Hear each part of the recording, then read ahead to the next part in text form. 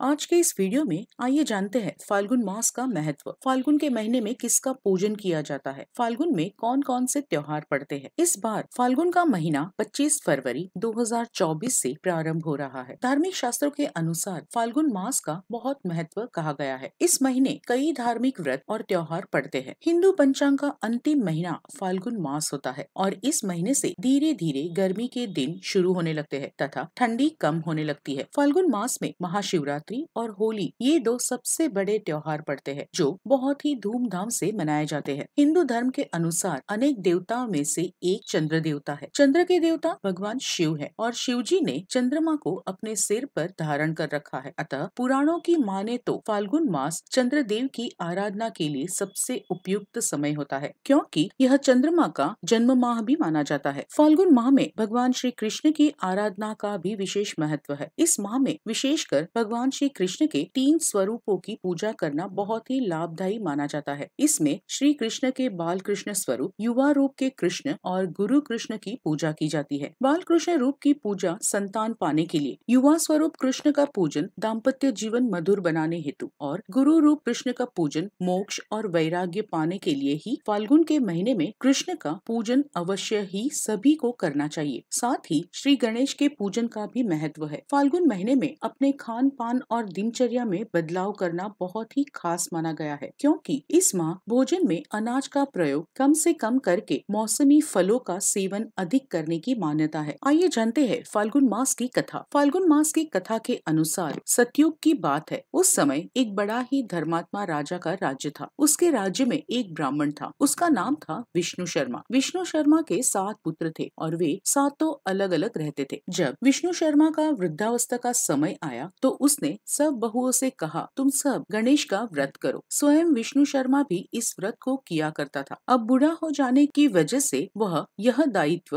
अपनी बहुओं को सौंपना चाहता था। जब उसने बहुओं से इस व्रत के लिए कहा तो बहुओं ने नाक सिकोड़ते हुए उसकी आज्ञा न मानकर उसका अपमान कर दिया। अंत में छोटी बहू ने अपने ससुर की बात मान ली और पूजन के सामान की व्यवस्था करके ससुर के साथ व्रत किया। खुद भोजन नहीं करके ससुर को भोजन करा दिया। जब आधी रात बीती तो विष्णु शर्मा को उल्टी और दस्त लग गए। तब छोटी बहू ने मल मूत्र में भरे गंदे कपड़ों को साफ करके ससुर के शरीर को धोया और पोंछा। पूरी रात बिना कुछ खाए पिए जागती रही। फिर गणेश जी ने उन दोनों पर अपनी कृपा की। ससुर का स्वास्थ्य ठीक हो गया और छोटी बहू का घर धन धान्य से पूर्ण हो गया। तत्पश्चात अन्य बहुओं को भी इस घटना से प्रेरणा मिली और उन्होंने भी श्री गणेश जी का व्रत किया। अतः फाल्गुन मास में जो भी व्यक्ति सच्चे मन से गणेश जी का व्रत करता है, भगवान गणेश उसकी सभी मनोकामनाएं पूरी करते हैं। आपका दिन शुभ रहे।